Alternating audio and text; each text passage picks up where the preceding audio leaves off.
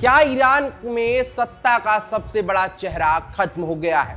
क्या middle east की राजनीति अब पूरी तरह से बदलने वाली है? ईरान की सरकारी मीडिया ने पुष्टि की है कि देश के सुप्रीम लीडर अयतुल्ला अली खामेनेई की मौत हो चुकी है और साथ ही 40 दिनों के लिए राष्ट्रीय शोक का ऐलान भी कर दिया गया है।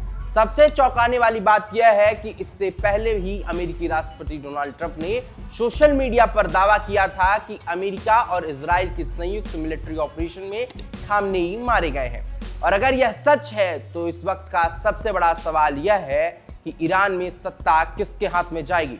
आज के इस वीडियो में हम पूरी कहानी को विस्तार से समझेंगे। नमस्कार, मेरा नाम अनुभव है और आप देख रहे हैं विंध्य फर्स्ट। सबसे पहले जान लेते हैं आखिर हुआ क्या था। पिछले कुछ दिनों से लगातार खबरें आ रही थीं कि तेहरान में ईरान के सुप्रीम लीडर के आवास के आसपास जोरदार धमाके हुए हैं। बताया गया था कि यह हमला अमेरिका और इजराइल के जॉइंट ऑपरेशन का हिस्सा था। हमले के बाद सैटेलाइट तस्वीरों में भी उस इलाके के आसपास काफी तबाही देखने को मिली थी। हालांकि उस वक्त ईरान की तरफ से इसे महज अफवाह और मनोवैज्ञानिक युद्ध करार कर दिया गया था। लेकिन अब ईरान की सरकारी मीडिया की आधिकारिक पुष्टि ने पूरी दुनिया का ध्यान इस घटना पर केंद्रित कर दिया है। अब जान लेते हैं ट्रंप का दावा क्या था और उस पर क्या सवाल उठे हैं। अमेरिकी राष्ट्रपति डोनाल्ड ट्रंप ने सोशल मीडिया पर पोस्ट करते हुए दावा किया था कि ईरान के सुप्रीम लीडर इस ऑपरेशन में मारे गए हैं। उन्होंने यह भी कहा था कि ईरानी सेना के कई अधिकारी सरेंडर करना चाहते हैं। उस वक्त ट्रंप के इस बयान पर काफी विवाद हुआ था क्योंकि कोई ठोस आधिकारिक सबूत सामने नहीं आया था।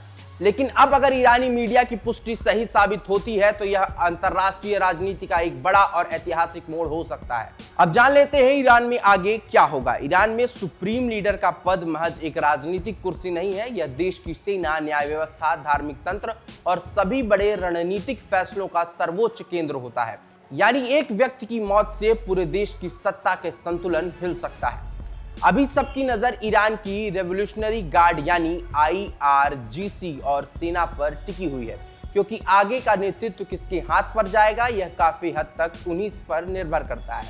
अब जान लेते हैं क्या सत्ता परिवर्तन की राह खुलेगी, क्योंकि इस पूरे घटनाक्रम में एक और दिलचस्प पहलू सामने आ रहा है।